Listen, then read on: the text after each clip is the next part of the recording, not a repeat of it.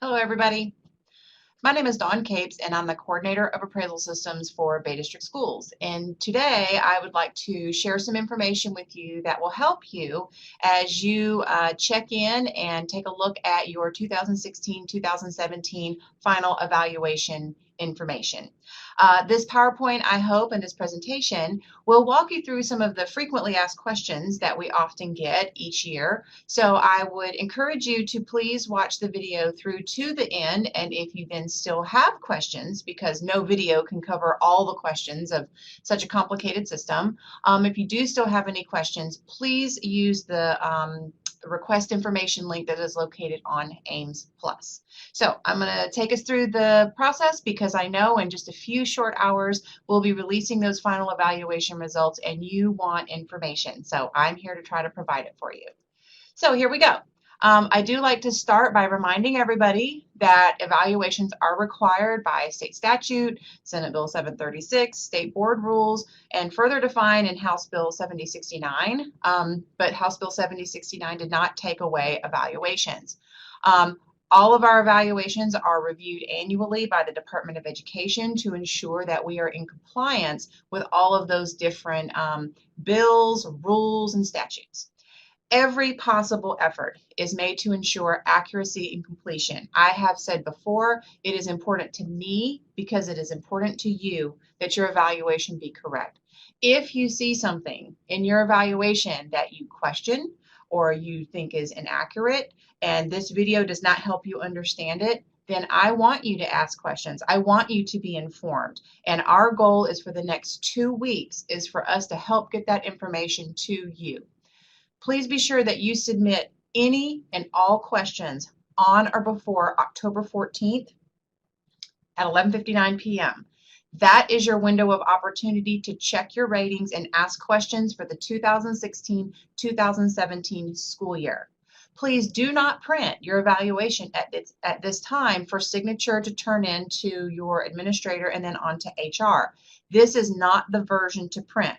When the window for corrections closes, I will send you information as to when we are ready to print and what needs to be printed, because we are going to, in this window, make corrections, and you may print a version that is incorrect, and we do not want that to happen. Okay, so here we go. A few things you need to know about accessing the information on the appraisal system website and attached to the email that I sent to employees is going to be these instructions right here. It looks like this. Accessing your draft, because remember we're in a window of verifying those numbers. Final evaluation scores for the 16-17 school year. Now, if there's something in there from the 15-16 or 14-15 school year, we had windows of opportunity then. This is the 16-17 window of opportunity. Directions for accessing the information are available on that 2-page document that's kind of at a snapshot, how to get the information, what to see, what I need to see, and what do I need to do if I don't see it. So that will help you very quickly to get that information that you need, and then continue listening to this video if you have additional questions. Ames Plus, this is basically what the site looks like when you go to it here. And this is Ames Plus. This is not Ames where you do your deliberate practice and your instructional practice. This is not that site. This is the companion site. And you access it via this link. You're going to log in using your normal credentials. You go to Appraisal Summary and View Data. If it does not work, if you're like, this link does not work, you need to go to cloud.bayschools.net and change your password. Then wait a few minutes and access the site. Please know that at 2:05, a lot of people are going to be accessing the site, and the site may be slow. Please be patient. As a reminder, the percentages for the evaluation for teachers and most administrative staff, except for principals, is 34% is your deliberate practice, 33% is your instructional practice, and 33% is your student performance. That is comprised of growth or achievement for up to 3 years of data as available. If you are only a teacher for 16-17, it's only 1 year. If you were a teacher for 2 years in there, even if it was 14, 15, and 16, 17, then it's those 2 years. So it's up to 3 years within that window, 16, 17, 15, 16, and 14, 15. A few things to know. What should you see? If you were a Bay District Schools employee last year, or you're an employee of Bay Haven or Rising Leaders, you should see a deliberate practice score. You should see an instructional practice leadership score. If it's instructional, if you're instructional, it's an instructional score. If it's a leadership, it's a leadership score. That's just a title that we use to denote, but it's one or it's the other. You should also see a student achievement or growth score. And because when I did the screenshot, we didn't have the final posted, you should see your final rating. So you should see 1, 2, 3, 4 pieces of information in this block. Okay. Down here, you have a student growth detail, and everybody's student growth detail will look a little different. All right, this person happens to have one piece of information. It's just the DOE standardized VAM, and I'll talk more about that in a second. Some people will have multiple pieces of information, and I want to take a moment right here to tell you that the rating you see here, the student achievement or growth, is weighted based on the number of students in this count. And so we just take the test or student count, depending on how this number is, and we multiply that by the rating. So an effective would be a 2, a highly effective would be a 3. And so this weighting that you see down here is how we get to this student achievement growth that you see right here. Okay, so all of this down below informs the student achievement or growth information. In AIMS, so your deliberate practice and your instructional leadership practice scores were imported from AIMS. It's where you go to do your deliberate practice and your instructional practice. We import that. Mistakes happen. So if you're not sure, you can go check in AIMS in your archived evaluation, and this handout right here explains how to do that. Now, the deliberate practice and the instructional leadership practice scores are final at this point. You can't at this point say, oh gosh, I have it effective. Can I submit some more evidence for last year? No, you cannot do that. Now, mistakes happen on the import. Mistakes are going to happen. So if a mistake happened, don't panic. If you look at your archive and it says effective, but you were very clearly rated highly effective on something, we can get that corrected. Okay, but we cannot backtrack to submit additional evidence at this time. A few things that you should know. You should also see, like I said, the student growth data, and I talked to you just a moment about how all of this that you see down here comes up, rolls up to this score right here. Okay, so all the student growth data below comes in to inform this score right here, and it is weighted based on the count. This is an easy example because it's only one. So let's talk about the student achievement and performance piece. Okay, the big one that I'm going to talk about first is FSA VAM. That's just the one that I know a lot of people have anxiety about. So let's talk about that one first. There are other measurements that we use. These are just the majority of them, but this is the one that we use that has the most anxiety. Here we go. Standardized VAM. A VAM is different than the learning gains that are calculated for school grades. It's different. One of the ways that it is different is that this compares like students to like students. Learning gains in school grades is really about how do students do compared to the bar. In this one, there is no bar. We're comparing like students to like students, and how do they do compared to one another. In learning gains, there's a bar. Did you grow towards it? Did you go beyond it or not? There is no bar in these VAM. It uses prior test scores and other measured characteristics to predict how should a student do on the test. So who receives a VAM? Those teachers who have FSA courses, ELA and math, and Algebra 1.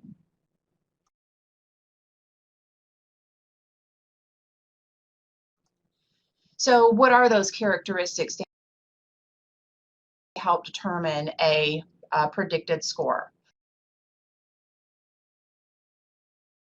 Well, what DOE will tell us is that one of the characteristics that has the greatest ability to predict a student's score is their prior year and their 2 prior years. This is why third grade does not have a VAM score even though they take the FSA. The third grade does not have a prior year score, therefore you cannot compute a VAM score. That's why you don't get one. Other characteristics that are used to compare like students is the modal age. Has the student been retained? Are they older than the students in their group? Their attendance, what was their days present? That is based on days present. That's what we submit to DOE. Are they ELL? What's their mobility? What is their learning disability? There are many different indicators that are used to help derive a student's predicted score. So just in general, here's how this works. This is an example I like to use. So we take a student like Dawn. This is Dawn on the day of the test. Okay, Dawn has 62 days of absences. Dawn has an attendance problem. So on the day of the test, it compares Dawn's performance to this other group of students who have the same attendance. They have 62, 61 days. Well, let's say that would be a different days present, but I think you understand what I'm trying to say. So we have the same number of days present. So it says, okay, all of these students, how did they do on the day of the test? If this is their attendance, how did they do? Well, Dawn might also be a student who is an ESE student. And it says, okay, if this is Dawn and she's now an ESE student, how does she do on the day of the test compared to other ESE students who are like her? So Dawn's in this group. How did this group of students do on the day of the test? Now, Dawn could be in a lot of different groups. And for each group that she's a part of, it says, how did the group do on the day of the test? And that is how a student's predicted score is derived. And the characteristics then help create the standard of error to say, how sure are we that that's how Dawn should have done on the test? Okay, that's a very simple explanation of a very complicated formula. All right, but that's how I understand it in my head. So a VAM is based on the courses that you teach. So if you teach an FSA course, 4th grade or above, ELA or math or Algebra 1, then you receive a VAM score.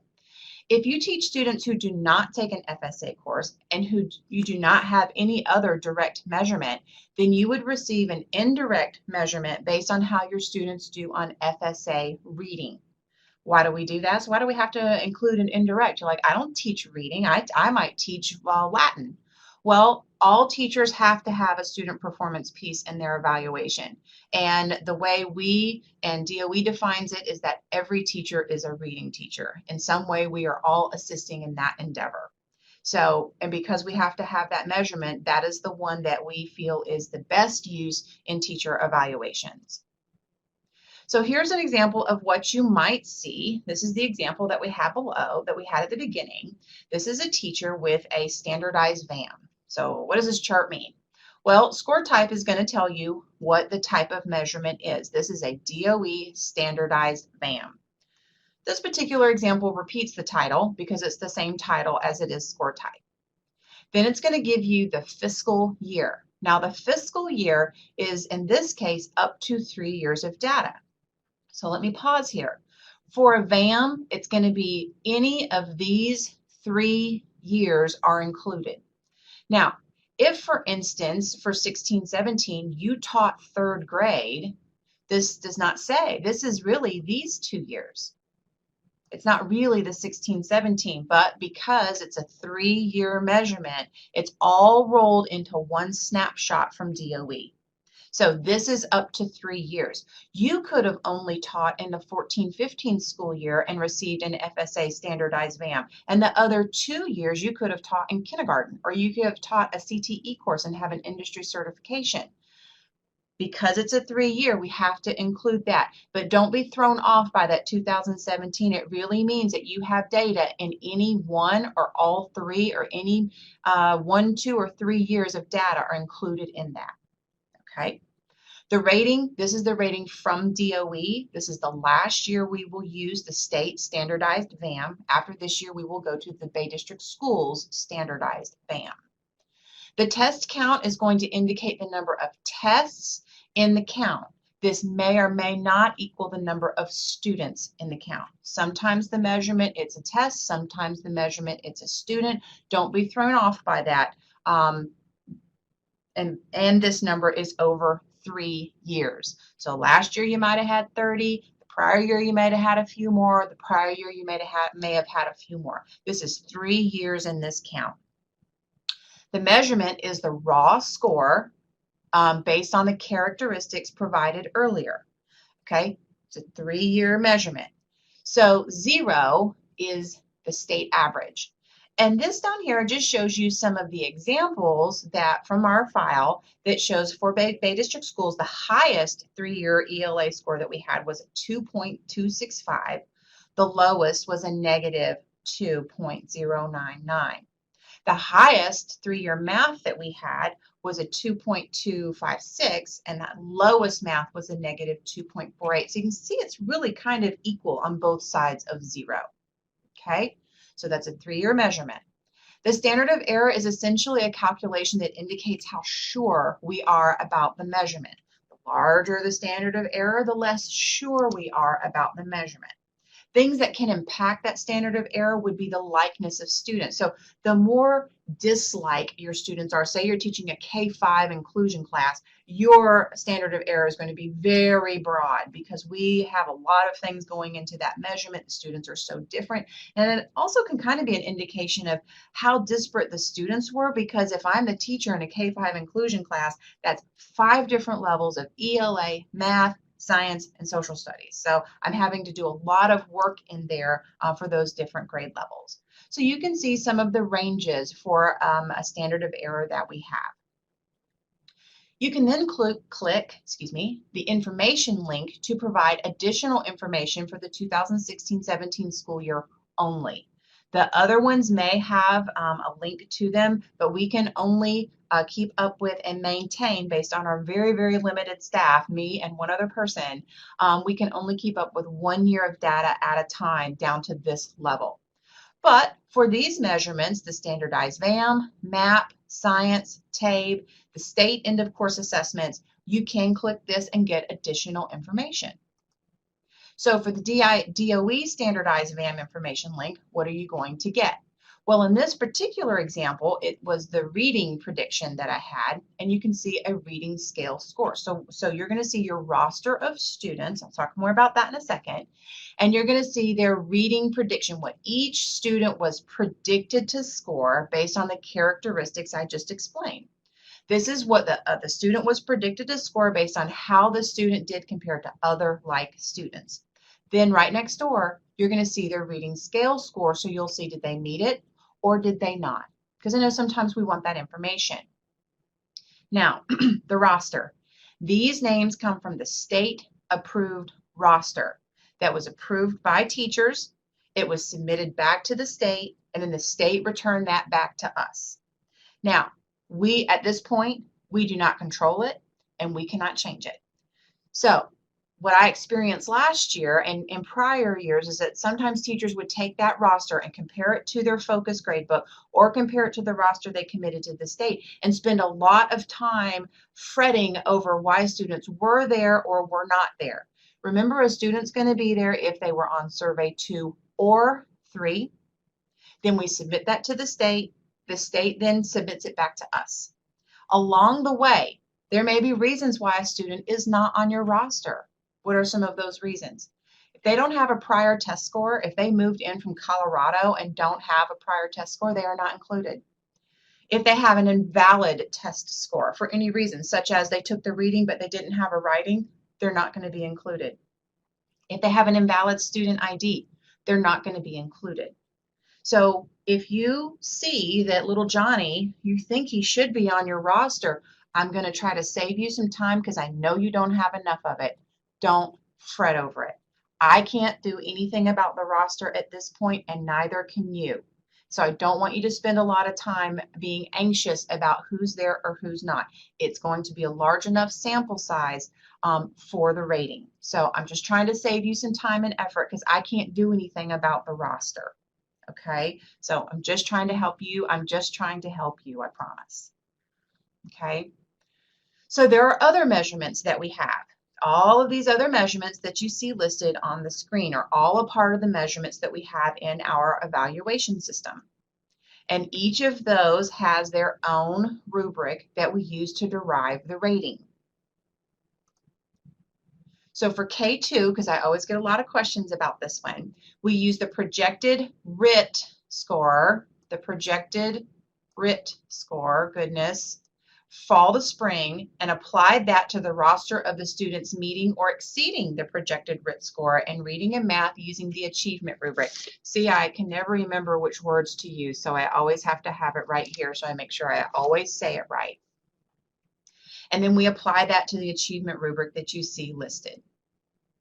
So this is an example of somebody who has had over the last years, they have changed. So we went from the SAT 10, and then this year we combined the ELA and math together, and this year we separated the ELA or math and reading out. Okay, so the score type of assessment is just showing you the different kinds. Notice math and reading. This one's showing you, again, a little more detail on the title. Again, notice mathematics and reading. The fiscal year for this type from standardized VAM is the only one that rolls the years up together. The rest of the measurements list them out separately. So for this teacher, you can see that in SAT 10, what the rating was, what the MAP assessment for ELA and math was for that particular year, and these 2 years will be pulled in separately. The rating then shows you how it was rated based on the rubric. The test count is indicating the number of tests in the count. This may or may not equal the number of students in the count. Turn this into a percentage, and this is going to show you that 87% of this teacher's students met or exceeded their projected RIT. So on the rubric, wow, that's highly effective. Okay. Then on this one, 75% of the teacher's students met or exceeded their projected RIT of the students that were on the teacher's roster. Remember, that's the roster that went to the state, that came back to us, and students may or may not be on there based on the focus. So it's survey 2 or 3. Again, don't belabor the roster. I'm just trying to tell you to save yourself some time. For the K2 MAP assessment, there is no standard of error because in this one we're using the NWEA, did they meet or exceed the projected RIT? You notice I keep looking at this. I keep looking at this to make sure I use the right words. You can click the blue information link to get a little more information about the students that were included and did they meet or exceed their projected RIT or not. And again, these are the ones where you will get additional information. So the roster information, again, I have this in here because it's always a big area where people just have a lot of anxiety about. So I'm just trying to help people out now instead of spending a lot of time that I know you don't have it. This is the big one, everybody. We do not control it. We cannot change it. It's already gone to the state and come back for all of the measurements that we use. And these are the reasons why, these are just some of the reasons why a student may or may not be included. So 3rd grade, just another example that you can see that it has changed over time. These years rolled, either used reading or used reading and math rolled up together. And in this year, we're showing you the differences between reading or math because sometimes they are different. Sometimes it says highly effective for ELA and it says effective for math. So sometimes it's different. So you'll notice this teacher has 3 years of data. We've talked about test count. The measurement, again, you're going to turn that into a percentage that you see here, and then we have the standard of error. Okay, in this one, and I was just looking at this, and I'm like, wow, this is a negative. How can that still be effective? Because we did use a standard of error in this calculation, but unfortunately, we are not able to display that standard of error for you in a teacher level. The file we received did not have that in there. However, one was provided. That's why you see a negative here, but the rating is effective, okay, because that's a different rubric and a different handling than the K2. So types of things that were included in this standard of error were ESE matrix information, a student's ELL status, their mobility, and their attendance. Okay, so we do have one in there, we just aren't able to list it for you. You can click the blue link to receive additional information. So if you're an instructional or an administrative staff and you are not assigned to students, you might be a push and inclusion teacher, you might be an administrator, some media specialists or guidance counselors do not have students assigned to them, you will see something called multi-school district. Now, while it says multi-school district, if you only serve one school, it is only one school. If you serve 3 schools, it is 3 schools. If you serve the district, it is the district. This is just the title that we use.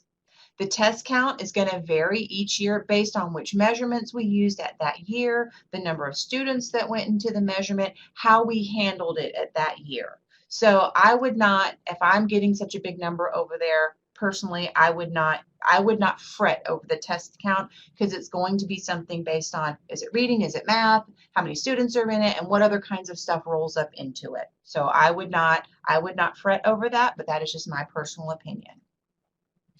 If you do not have a direct measurement, because remember, a direct measurement supersedes any indirect. If you have a direct for the 16-17 school year, we cannot include an indirect, okay?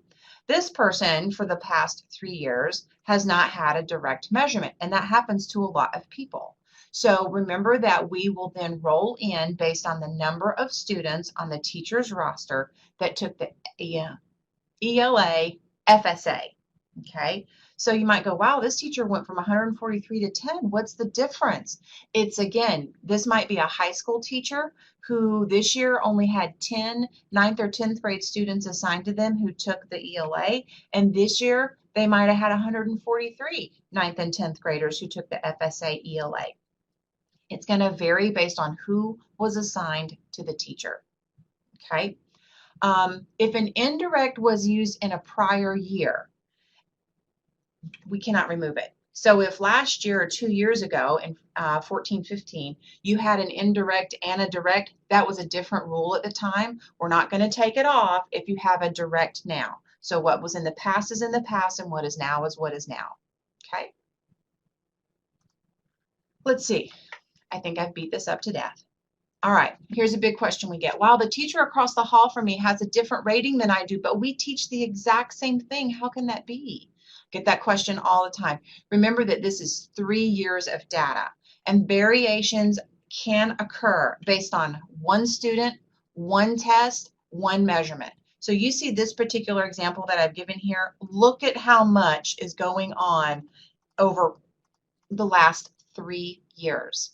So whereas in 16-17, we might be teaching the same thing. The students that are assigned to us, their predicted score is different, their ability or they're exceeded, their projected RIT is going to be different. So just because this year we teach the same thing, there are so many variables, it is very unlikely that a person would have exactly the same score, and it's sometimes exactly the same rating. So what about my pay? I know that this is a very anxious time for everybody. The majority, the great majority of our teachers, our final evaluations are highly effective or effective. Okay, the great majority. Any salary increases or bonuses are yet to be determined through negotiations for the 17-18 school year, and negotiations are ongoing at this time.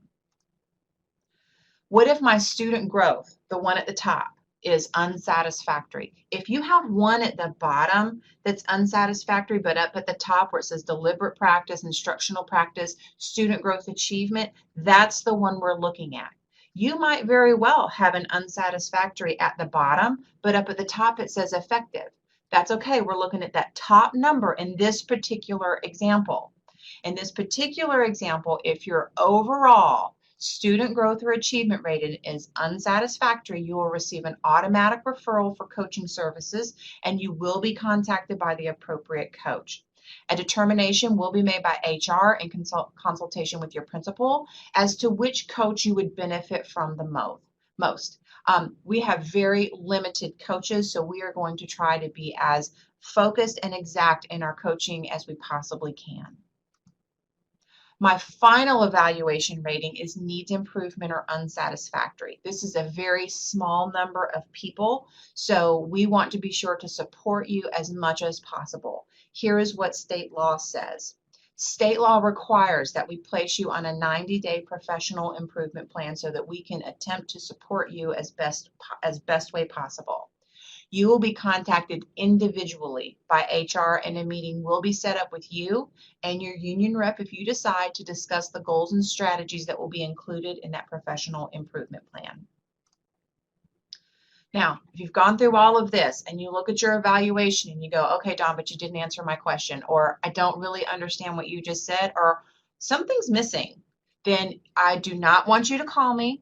I do not want you to email me. It's not that I don't think you're lovely people, but we have to manage this and maintain documentation of your questions and our responses. We sometimes have to go back to those. So next to where it said your name, when you looked and you saw your evaluation information, there is a request information link right here. I want you to click it. Then I want you to fill out this information. Okay, try to be as clear as possible in your request so that I can look into it, or Leon can look into it and answer your question.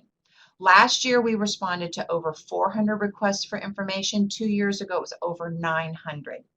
You will receive a response. You will receive one. It might take us some time to get to it, and we answer them in the order that we receive them. So please be patient with us as we answer all of your questions. You will get an email that says when we have answered it, and then you go back to this site, you click request information again, and that's where your answer will be recorded. Sometimes what you see makes you unhappy. I know that, and I understand. What do you do now? Please remember, I am just the messenger. My goal is to help you be informed. If you are upset by the evaluation process in general, please contact your legislator or your state board representative. They are the ones who create all of those laws and statutes and rules that we have to follow. So if you are dissatisfied with it, please contact them. If you want information, please contact me. If you're upset by your results, like I said, you can contact me, or you can consider a conversation with your administrator. There may be work your PLC can do. There may be benefits that you can have from working with a coach if your school is fortunate enough to have one. We want to provide you as much support as possible with the resources that we have. So please consider talking with your administrator to see which resource would be best for you. The alternate evaluation cannot be done until this whole process is complete. So once this whole process is complete, we will move forward with the alternate evaluation process. More information if you're not clear at that later. Just know to receive the alt eval, you must have a highly effective or effective in these 3 areas. Do not print at this time because this is just a draft, and we are making corrections, and we might make a correction or find an error that affects a large group of people, and we want to make sure that everybody's is correct. So do not print until after the verification period has closed, and I will send you directions for printing. You can print a copy just for you, just so you can have it to look at and to take a gander, but don't let that be the one that you are going to sign and submit to your administrator and then turn into HR until I tell you to please print your final evaluation for signature. Okay, we've reached the end. If you made it all the way through this, I hope that I answered your question. I tried to think ahead to what types of things you would be concerned about, what types of things would be running through your head. If I didn't, please follow those directions for requesting additional information, and we will respond as quickly as possible. I want you to